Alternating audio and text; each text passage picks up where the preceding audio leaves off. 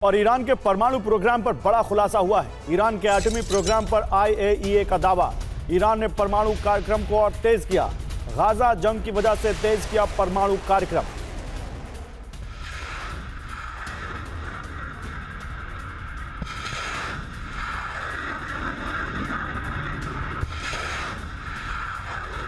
उधर Israel Hezbollah में जंग से अमेरिका में टेंशन।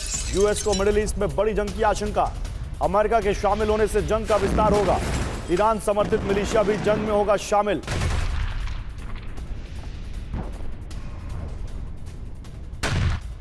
हिजबुल्लाह पर बड़े हमले की तैयारी। लेबनान में बड़ा ऑपरेशन करेगा इजरायल। इजरायली रक्षा मंत्री अमेरिका से बात करेंगे इस बारे में। इस महीने के आखिर तक अमेरिका जाएंगे, अमेरिका से ऑपरेशन की इजाजत लेंगे।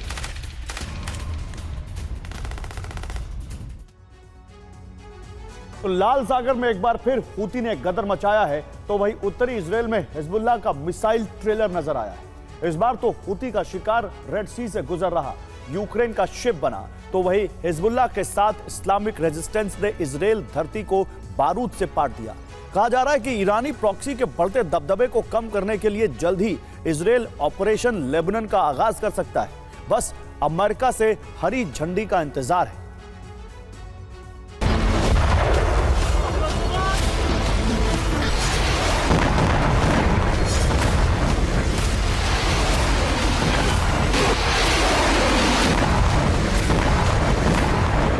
अरब में जंग हर नए दिन के साथ विध्वंसक और विनाशक होती जा रही है।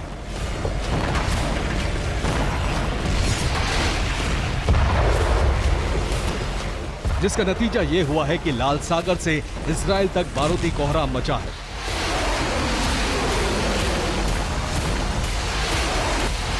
प्रचंड अंदाज में मिसाइलें दागी जा रही हैं। ताबड़तोड़ तरीके से ड्रोन प्रहार किया जा रहा है, वो भी ईरान प्रॉक्सी संगठनों के जरिए।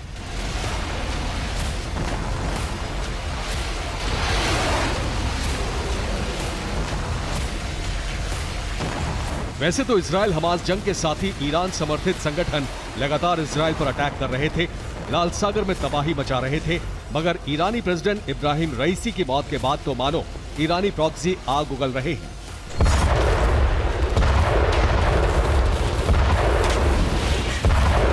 प्रतिशोध की इस ज्वाला में अगर कोई पहले से ज्यादा भड़का रहा है तो वो है यमन का प्रॉक्सी संगठन हूती और लेबनान का हिजबुल्लाह। दरअसल रेड सी में हूती ने यूक्रेनी जहाज पर हमला किया। हूती लड़ाकों ने लाल सागर में ड्रोन स्ट्राइक भी की।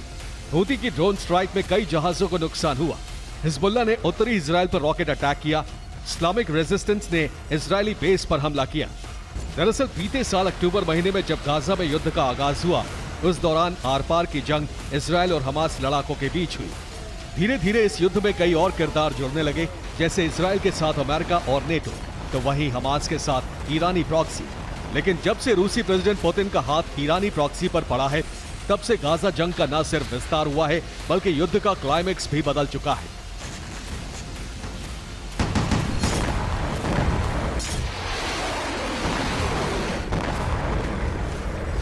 फ्रंट पर रहने वाला इजराइल चौतरफा घिर चुका है।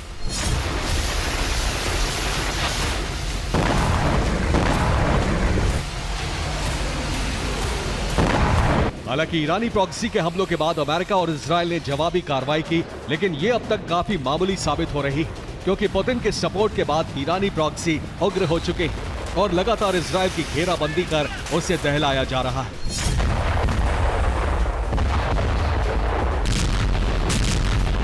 हालांकि इसी बीच इजराइल ने गाजा के बाद लेबनान पर हमले की तैयारी शुरू कर दी है, मगर ईरान ने भी साफ कर दिया है कि अगर नेतन्याहू ने लेबनान पर हमले की हिमाकत की तो अंजाम भयावह होगा।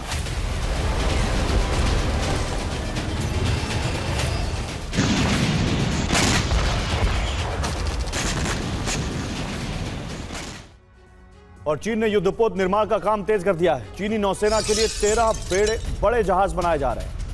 शंघाई के जियांगन शिपयार्ड में चल रहा है युद्धपोत का निर्माण।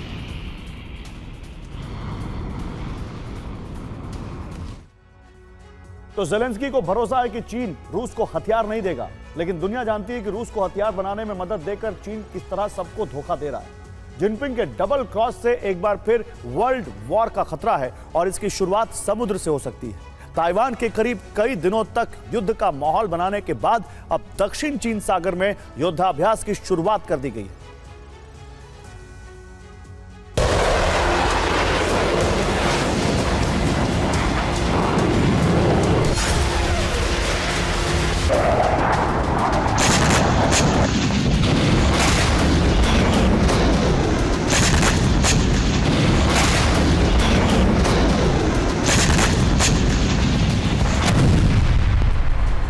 पहले ताइवान के करीब नेवी और युद्धपोत से ड्रैगन का शक्ति प्रदर्शन और अब साउथ चाइना सी में फिर एक और युद्धाभ्यास।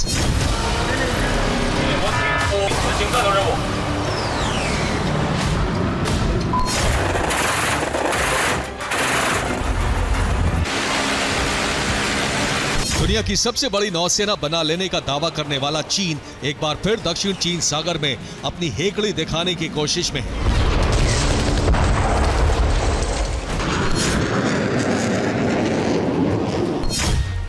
दक्षिण चीन सागर में 6 दिन तक युद्धाभ्यास होगा। चीन की नौसेना के 12 से ज्यादा युद्धपोत पहुंचे। युद्धाभ्यास की वजह से नो फ्लाई जोन भी बनाया। दक्षिण चीन सागर में चीन के शक्ति प्रदर्शन का नया दौर शुरू हो चुका है।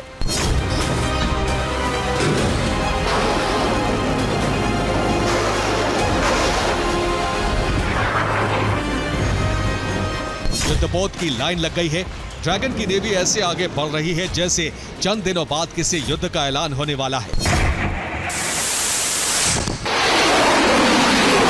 चीन का यह अंदाज नया नहीं है, लेकिन मौजूदा तनाव के माहौल में चीन के ये हेकड़ी किसी अनहोनी की वजह जरूर बन सकती है।